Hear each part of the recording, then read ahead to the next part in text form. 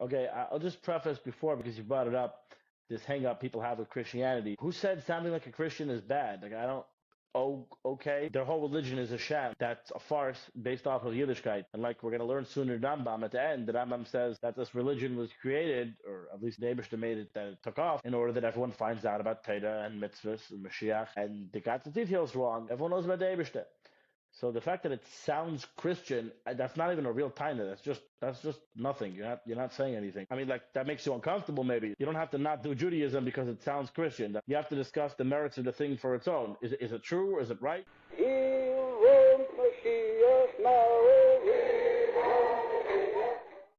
Welcome to Greeting Mashiach, episode 11. Today we have a very, very special guest.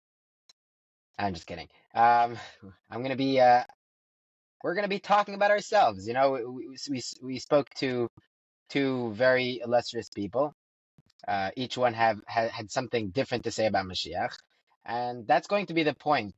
Every once in a while, we're gonna interview, someone else about their understanding and their connection to Mashiach, how they made Mashiach personal to themselves, and then we'll talk about ourselves also, and we'll talk about our thoughts on what each person said. So let's talk about you, Simcha. And you, whoever you are, don't be afraid to talk about yourself. Talk Oh, between your friends. 100%. Kind of the point of this podcast is to make Mashiach a topic. Talk to your friends, talk to your family. Do not be scared to make it a topic. I don't know. One of the things that frustrates me so often is you try talking about something and everyone goes, oh, that same recycled conversation over again. I don't want to talk about it. It's like, no, if the gula's not yet here, let's talk about it. We got to Like, talk about it. Exactly. yeah. And yeah, that seemed to be, I mean, like this, the Rebbe, right? He was someone that his entire life mission was toward this goal, and basically spoke about it the entire time. So it should make sense that if it's something that we really care about, if it's something that we're striving towards, that should be something that we talk about. Whether it's making a cheshbon and nefesh, am I doing enough, or anything like that, there should be a discussion. Yeah. Are you focusing on the right thing? So, Simcha, let's start from the beginning with you. Yeah. I'm a CFB. Did you What catch is that? that? Chabad from birth. All right. There you go. There you go. That took me a second. Yeah. Baruch Hashem, I was raised in a very Geschmacke Chabad family, where I was inculcated into the avir of Rebbe and Mashiach as being very important, central focal points of my life. I grew up wearing a yarmulke, which, in case anyone was wondering, after I stopped wearing a velvet yarmulke when I turned bar mitzvah, I just turned to the regular six pack. But when I have kids, they'll have yarmulkes. Das There heißt you to go. sagen, this was to give you the perspective that was par for the course. That was normal. I don't know where things are holding today, as far as that's concerned. Um, yeah, I always knew that the Rebbe's Mashiach, obviously, and I assumed that everyone else thought the same thing. I was a kid; I didn't know the details exactly, unfortunately. But the general arum I had. One particular thing stands out when I went to the Kinnis one year, and the topic came up. I mean, this is a while back, so I'm trying to remember. Yeah, this is my impressions of what happened. And we got into some discussion with some kid, and we were saying how there was Mashiach, and he was like, "Oh, my father's Mashiach." We're all like, Wow. "What?" Okay. And at some point in the conversation, he like realized we were serious. He was like, "Oh, I thought you guys were kidding about that." So I said, "My father's Mashiach." Like, Right. I didn't know you were serious. Like, now I was too young then. It was too long ago for me to scrutinize if the story happened the way I'm remembering it or it didn't happen the way I'm remembering it. Right. But I think the point of the story is the same. There are unfortunately so many people who grew up and it just wasn't really a topic. It's not something and even if they know about it, maybe it's not something that they care about or they feel like it matters at all in any way, shape, or form. It's very interesting. Before you continue, what was different in, if you can remember, what was different in the way, I guess, the house ran that made you different, okay, from other people?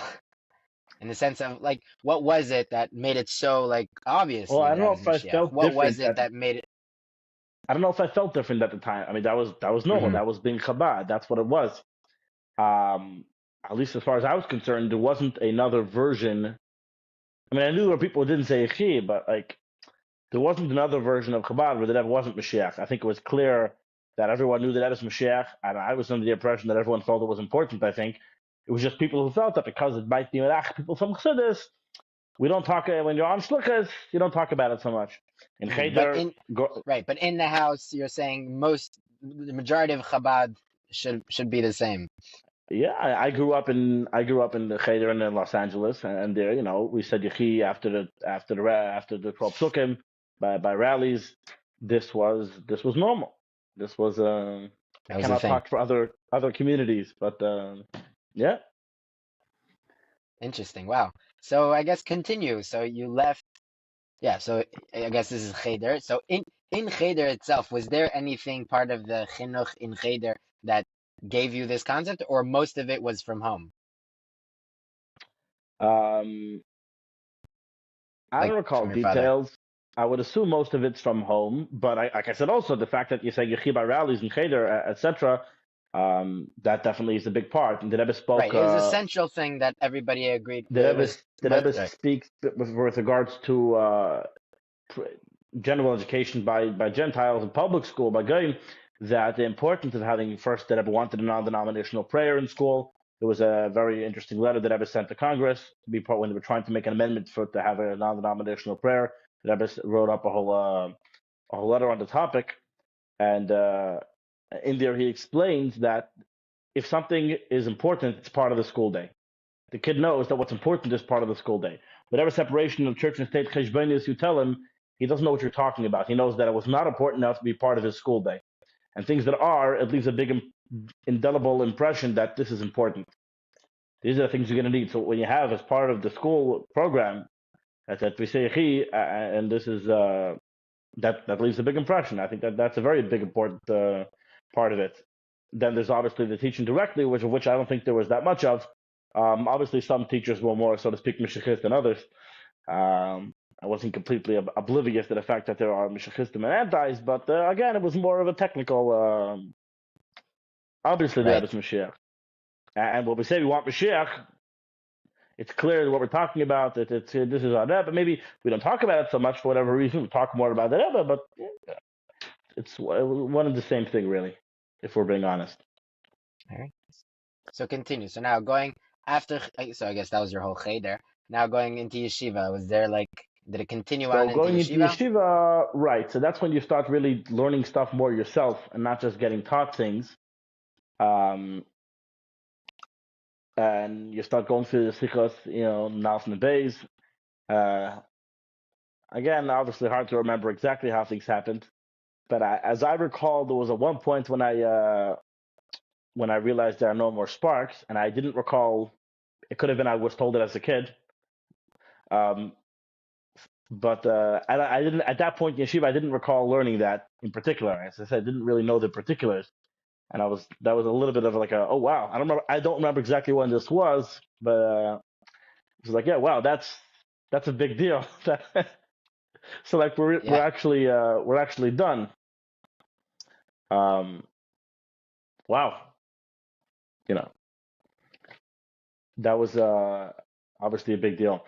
And yeah, as I progress, you learn more, you learn through the sikhs, and like it's very important to learn sikhs. I think it's also very important to learn through Basur Sagula, and to have these sikhs at your fingertips to know the progression of what's going on. Some people like to say that there's no seder in the sikhs, and it was all Himmelish, and it was all just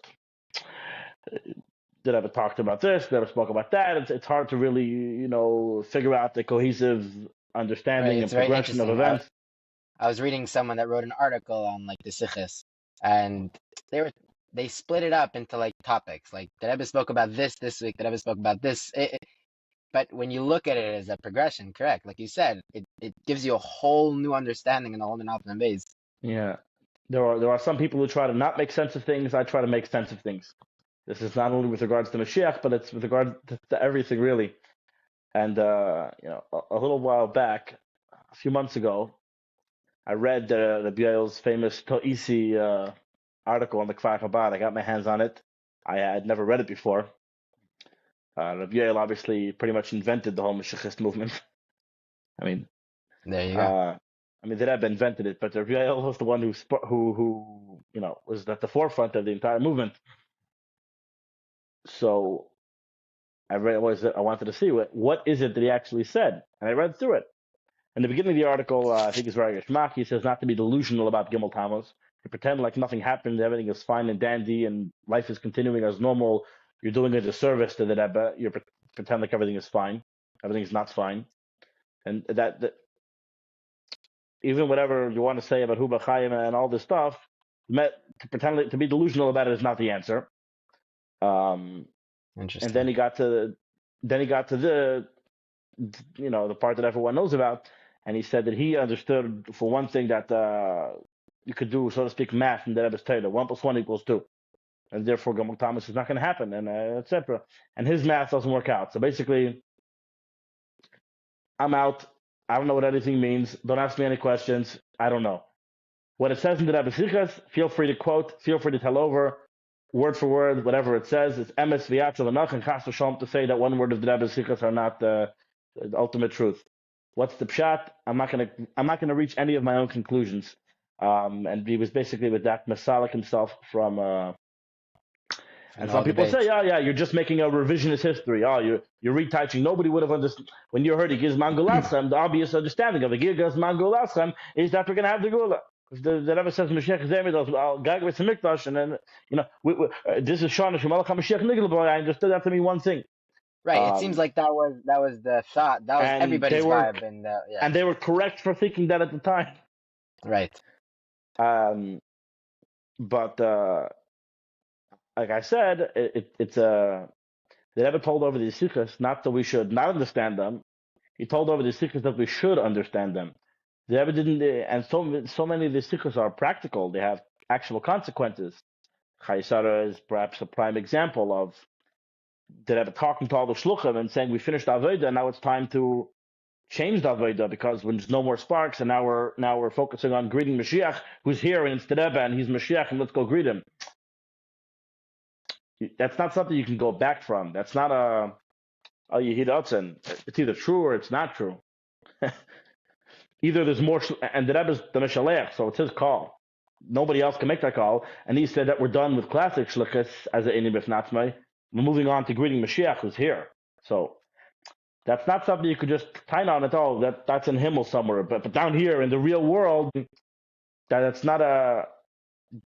just nothing. That's not anything. That's not a taina. That's you just ignoring what it says. Which I'm not judging anyone, but that's just not a real. If you want to be honest about it, that's not a real taina. But so for some people, unfortunately, they will get too traumatized, like a Biel, to really say, they put all their stake in saying things like Gimel Thomas are not going to happen. I can't even imagine what that's like. I would have came to the same conclusion. I do still come to the same conclusion, which is why I still think that Rebbe still the Nasi, and whatever capacity it means, that Rebbe's still alive in some fashion. I couldn't tell you where his neshama is, but one thing is certain: I don't think the Rebbe is being the enemies of a Shechina in Gan Eden. Right. Call me crazy. So I don't know exactly how it works out, but I try to make sense of the sikhs. So I would say that based on some sikhs, that Moshe Rabbeinu's neshama has to be in the Guf Gashmi of the Nasi Adar. So why not? I know how neshamas work. Let the Moshe's neshama be in the Rebbe's Guf. For Allah, I know that's the pshat. So the Rebbe's by the oil, which makes the oil a very holy place. There you go. Yeah. But interesting. So I try to make sense of it, and therefore, yeah, you're gonna say there's some revision going on, perhaps, but you try to make, like, going back to on topic, you learn the Segula, you see the progression of the Zikas, and if you don't understand it, then look what could be added shot. What could be, don't quit. That's not the answer. Try to figure out what could be the understanding of these sikhs. Oh, so the Mashiach was revealed that year. The Rebbe says Mashiach is Bezgalos. The Rebbe is talking about that he's Mashiach and he's standing on the roof of Beis Hamikdash. That's a pretty big giloi.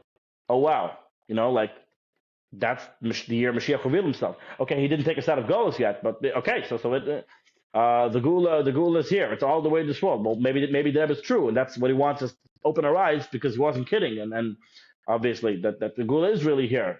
And the second we'll realize didn't integrate it and really realize it by ourselves, it'll be true in the real world. Like like instead of saying that it's probably all not true, Right. so let's just make up our own version of history and then go back to putting tefillin on people, which is fantastic. Yeah, putting tefillin on people. But that's not what the Rebbe told us is the shlichus alone. The shlichus is to put tefillin on people to greet Mashiach. So let's figure it out. Anyways, yeah. It. So I wanna know, was it something that there was Avir, I guess, in yeshiva? Was there like a vibe that a lot of bachim were kaching in it, or it was something that you, because of your upbringing and the way your house, I guess, your father taught you and was mechanech you, that you had a special interest? Hard to remember. Definitely, it's a topic that comes up. I think by everyone at some point. It's an exciting. In every nursery rhyme that every kid like tells their older siblings and they think that they invented it first, like and then Yeah. so everyone as on Dr. Medical over here. So everyone goes through these discussions, and that's why people feel like they're recycled. And I don't want to talk about it. If the people before us didn't figure it out, why are we going to figure it out? And whenever people say that, I've probably mentioned this before. It always reminds me of what the Rebbe said, Chavchas Nissen. Eén, twee, de drie was, wel iets gegeben, was moest dan weer zijn, was alles done. The Rebbe didn't say all the big chassidim are going to know exactly what I'm talking about. The Rebbe said 1, 2, or 3 people might figure it out, hopefully. That's very interesting, because Yeah.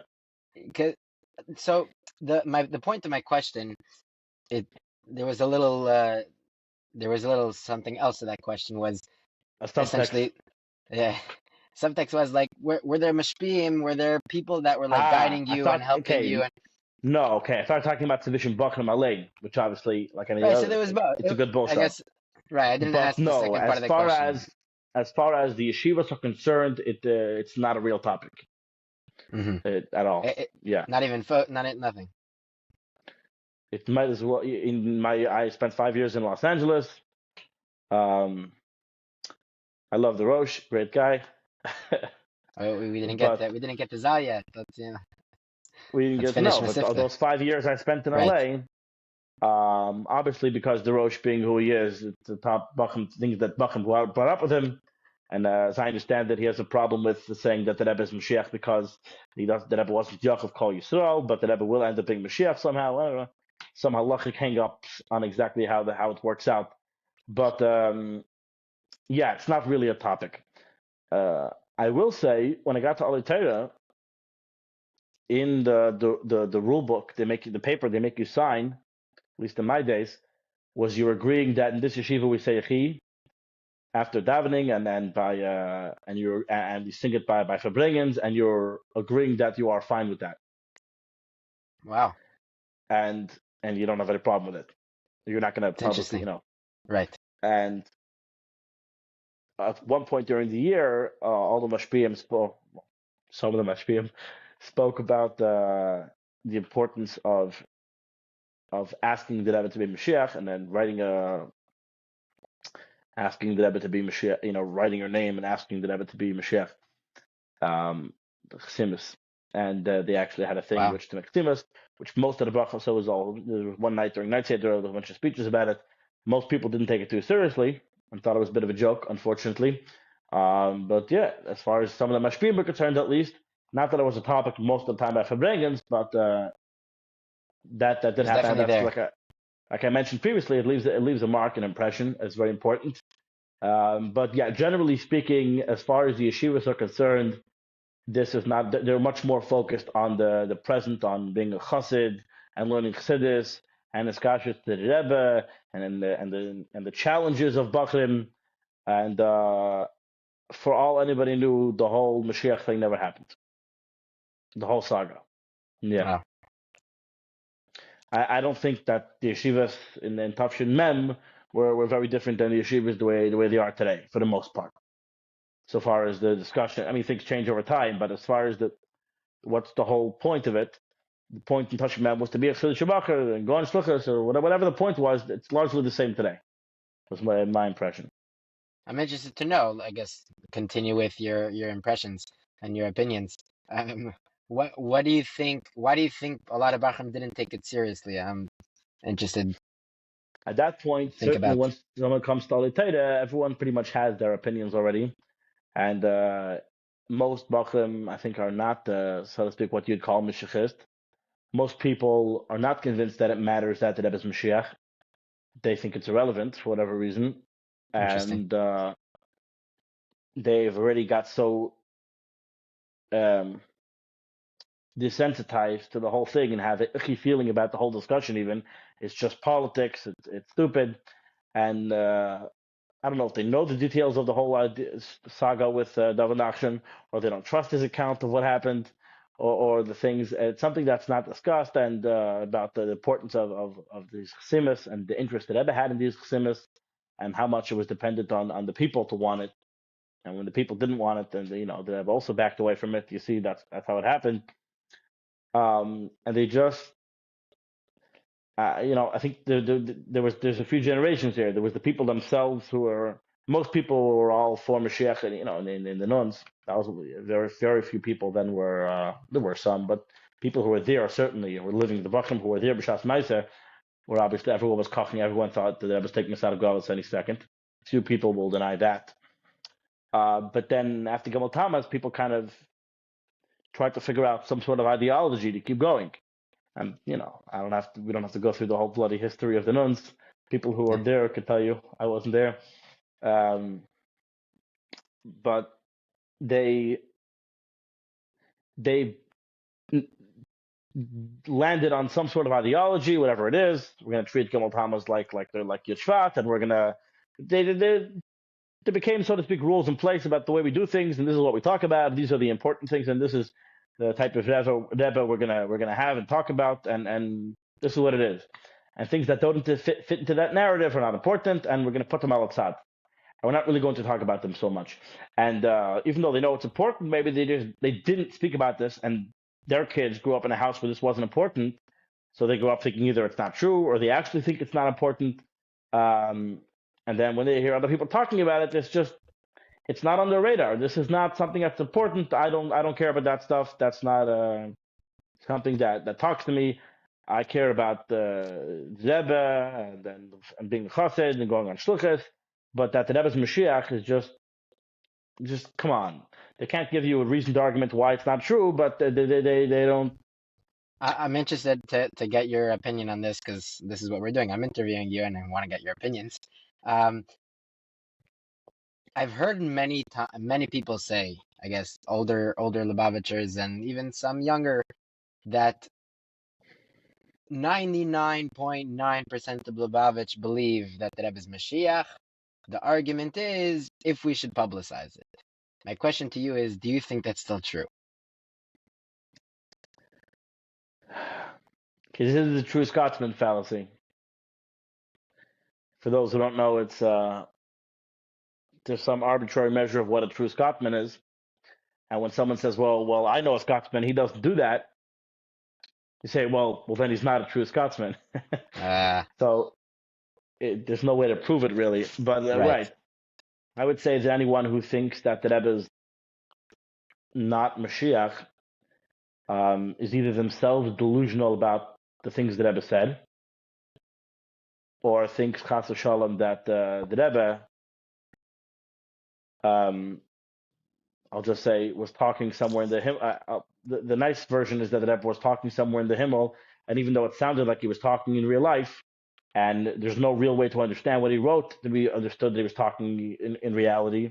And the things that Rebbe said, there's no way to apply them to anything other but the actual Mashiach who will redeem us. Um, they nevertheless take that position and say that um, we weren't zeicha to have this pan out in reality. Right, we're almost there, but then Gimel Tammuz happened, and obviously we did something Now, wrong, and now we don't have you it. can take that road pretty far and try to make sense of things, but it does not. It doesn't pan out with. It certainly doesn't pan out with what people thought at the time, obviously, but it also just doesn't pan out with what the Sikha say. It's just that Rebbe was talking about the actual Mashiach. The Rebbe is talking about Mashiach standing in the Gag Mikdash. The Rebbe says that the Eberster, like we spoke previously, in Chayesara, revealed himself to Mashiach and told him he gave him the job to take us out of Golas. And you start off in Bas Lagani. The Rebbe said this is the last dar. This wasn't something that was invented later. This was the whole point of the whole Dar Shvi the entire time. And if we're being honest about it, there's really no way around that. So people who want to tie that, we weren't zeichet to it, I don't think we have the same Rebbe.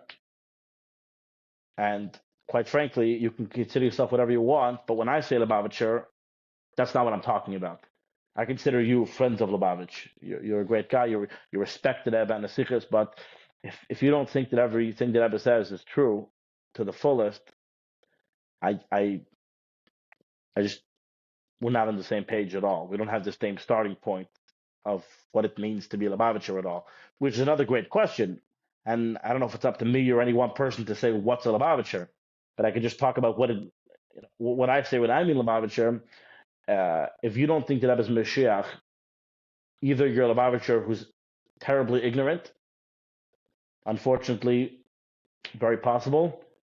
But if you're not ignorant, then I don't really. Then we're not. It doesn't. Then to me, at least, you're not a real Lubavitcher. Right, so it's possible that there are people out there that just I don't still know about think the the Sikhs. overwhelming majority of people, again, I think there's not a lot of people who at least maybe they subconsciously think that, but there's not a lot of people who actively, consciously think that Rebbe says things that are, most people are convinced that Rebbe says something. You see the way they treat everything else that Rebbe says, certainly they treat it as they're, the Rebbe's word is the Rebbe's word. That is certainly most Lubavitchers, I hope, I don't know what all these new things, people I hang out with, this is the Rebbe, this is Hashaila. And the overwhelming majority of people I know think that Rebbe's Mashiach. Like I mentioned before, I believe even the Rosh believes that Rebbe's Mashiach. Doesn't know how, but In it'll work concept. out. And if we're being honest about it, the Rebbe says that the Nasi Adar is the Mashiach Shabbat. So if we're still in Dar Shvi, and the Rebbe still the Nasi Adar, he's obviously still Mashiach. And the only way to say that Rebbe is not Mashiach is if you think he's no longer the Nasi Adar. And if you don't think that Rebbe is the Nasi Adar, and we're not a Dar Shvi, right, and then you're not a conventional Lubavitcher in anyone's definition. You're doing your own thing. You're creating your own definition of Lubavitch and your own definition of Rebbe. And I bid you a good day and wish you the best. But any further discussion before we settle that first account is irrelevant. Right. But that's, I think, a very small minority of people will say that Rebbe is no longer the Nasi Adar. I think is a better way to phrase it. And if anyone who thinks that Rebbe is still Nasi Adar, then if they don't also think that Rebbe is Mashiach, that's pure ignorance. That's Right. You need to learn some stuff. Um, yeah.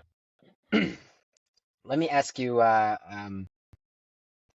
A lot of people that I've encountered that have issues or they have what's the word? Hang-ups. Yeah, hang-ups. Is that okay? Fine. Let's say, yeah, we all obviously we're Lubavitchers. We all agree that Rebbe's word is Rebbe's word, and the Rebbe's Mashiach. Okay. So now the Rebbe wants us obviously to spread that because the Rebbe did say that. So how do I do that? What do I do? I go on the street and I start preaching. I start talking about the King Messiah who's going to come and redeem you, and you need to redemption. It sounds very Christian and missionary lahavdil, obviously, but there's an issue there, that a disconnect that a lot of people, because they find it very hard to speak to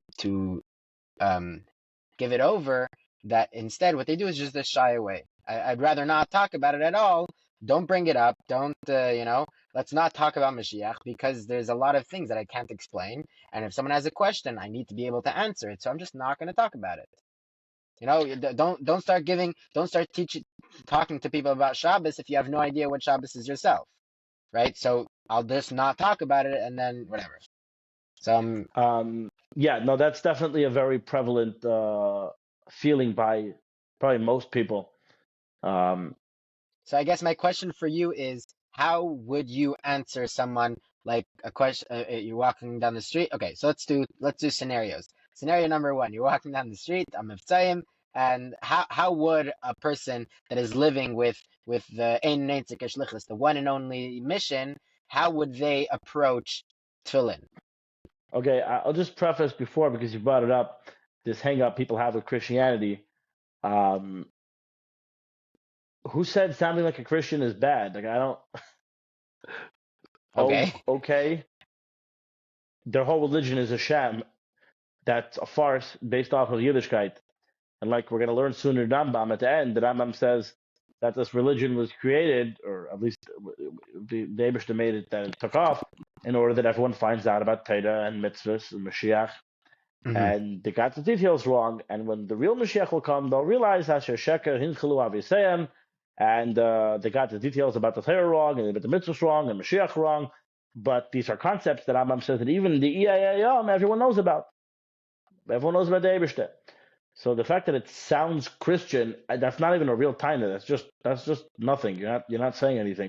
You don't have to not do Judaism because it sounds Christian. That's not a. right. You have to discuss the merits of the thing for its own. Is it true? Is it right? People are saying that. They're saying because it sounds Christian, they're concerned that people will. What the real time is, they're worried it'll be medachik someone. If I try talking about it, they're worried the other person is going to think it sounds Christian, and hmm they'll say, hmm "Oh, hold it, I'm done. I came here for Judaism."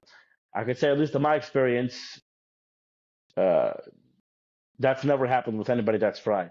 Only like the only people who have a problem with this is you have these heavy literature staggering guys who just never liked the Lubavitch, didn't like the Lubavitch and Tafshin Yud, didn't like the Lubavitch and Tafshin Lamed, didn't like the Lubavitch and Tafshin Mem, and just don't like the Right. Lubavitch now. So let's not pretend like that's anything to do with Mashiach. They just they're always 20 years behind, catching up on the ball, and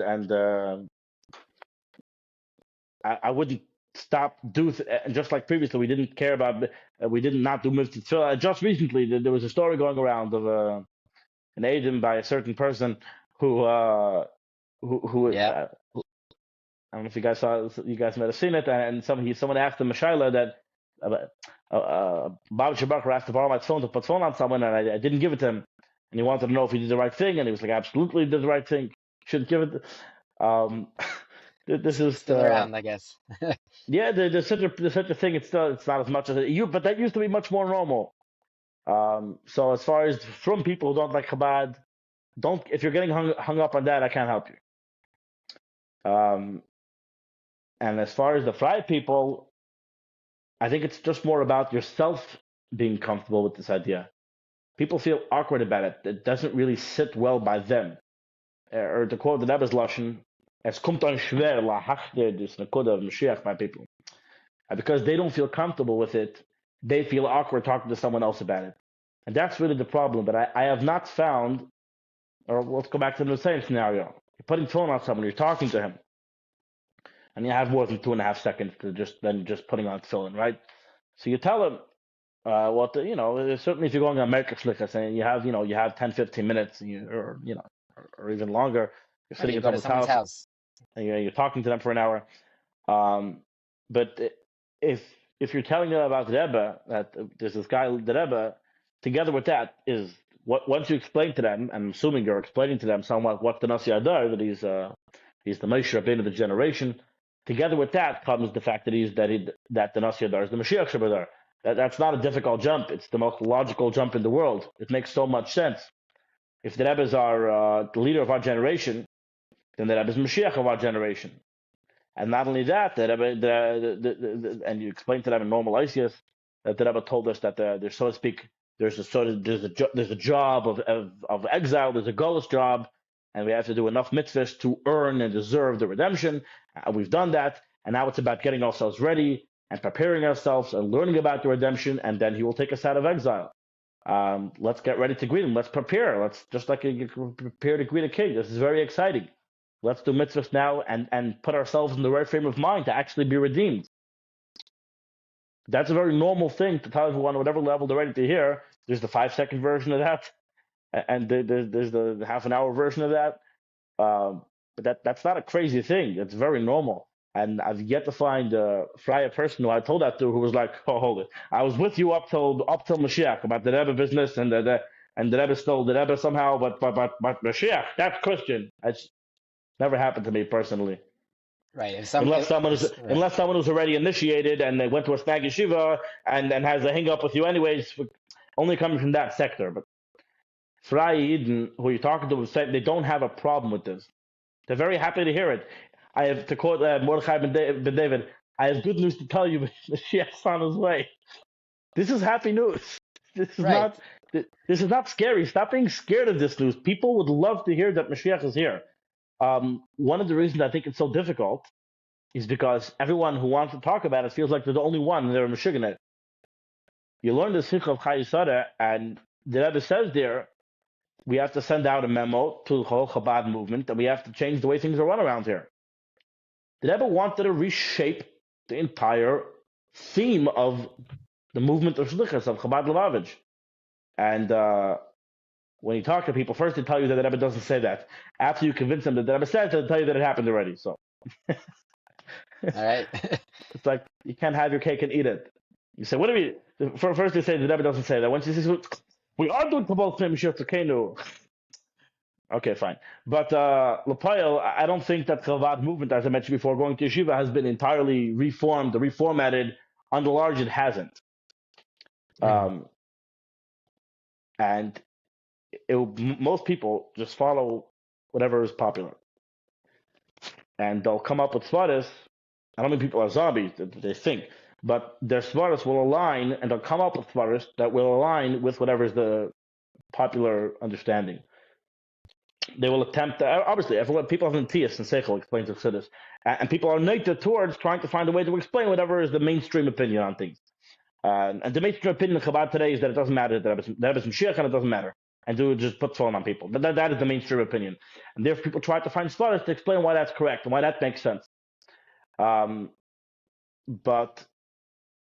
if you think about it yourself, you realize that it's ladafka true, and this is, I think, the difficult thing, but it would make things so much easier. If indeed the whole Chabad movement, all the big speakers and all of the mashpiyim and all of the yeshivas, and everyone was talking in this, it wouldn't feel awkward at all. And even other people in the frum world, it wouldn't be so awkward. It wouldn't sound so crazy. If the Chabad.org and all the entire full force and brunt of the Chabad movement was all unified in one message, the Lubavitcher Rebbe is revealed as Melech HaMashiach. The Lubavitcher Rebbe is ready to take us out of Golus. We need to get ourselves ready. Let's prepare. And Yechi was the tagline, obviously. And everything we're doing is the Havli Meisa Mashiach. Like the Nasi of the Kinnis and Tafshin base. This was the focus. It wouldn't be crazy. We would explain it. It will be normal, just like anything else that we're comfortable asking them to put on film. And even though that's crazy, because we all do it. We know this is what we do. We're Chabad. We're proud of it. We're not scared of it. We're not embarrassed about it. I just went. I have a bunch of Nachman cousins. Just this past Shabbos, I went for a Simcha. There was a whole bunch of families from both sides. Everyone was together, like 70 guys together, people. And I was the only, Kif Sa'achas bein Shivim Zeivim. But I had a blast, I could, of course, they want to hear. What does the Lubavitch have to say? Oh, the Rebbe's Mashiach? People are interested, and you'd be surprised. Obviously, they think you're nuts, but it's some are interested to hear about it. I mean, not necessarily you're convincing anybody, but okay, this makes sense. If you learn about it, you understand it, you can explain your position, it makes sense. It certainly makes sense to them that I was a Lubavitcher. This is what you think. And for all the people who are pretending like you're acting normal, you're not fooling anyone. Everyone, you're fooling some people, but they know really that Lubavitch. A lot of people realize that. What do you mean? Did I encourage the Chid? Of course, Lubavitch just think that is Mashiach. Like, who you kidding? Are you kidding? You're kidding yourself. And the nar na nar is nicht kunst, like the saying goes. Wow. All right. So I guess I guess we'll finish on that, and then we'll get to me in another time in a future episode. But yeah, Yeah, it's very interesting because I think that that you addressed that specific thing. It'll help definitely. What you said definitely helped me because I'm thinking about giving a speech and talking about Mashiach, and I'm trying. It's very hard to put it into words that a layman will understand. Not necessarily a layman, but someone who doesn't know all this, doesn't have a background and all these things. How can you explain it to them without giving them a A six course whole, share and yeah, without the getting, yeah. yeah. Anyways, so thank you, Simcha. Thank you everyone for listening. I obviously share and comment and continue having the conversation. Maybe you can share your conversation with us. And yeah, thank you. Have a beautiful day. Have a beautiful week. We want Mashiach now. Amen.